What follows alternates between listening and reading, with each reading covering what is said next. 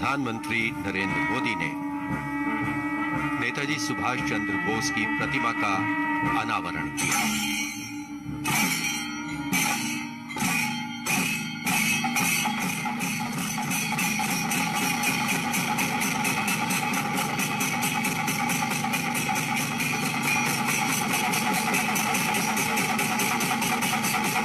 Flowers of gratitude and remembrance.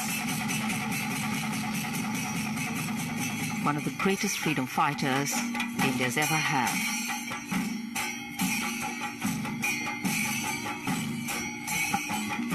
जब नेताजी सुभाष चंद्र बोस की विशाल प्रतिमा स्थापित किए जाने की घोषणा की गई थी, तब इस घोषणा का स्वागत करते हुए नेताजी की बेटी अनीता बोस पाप ने कहा था कि नेताजी भारतीयों के दिलों में रहते हैं और आगे भी रहेंगे।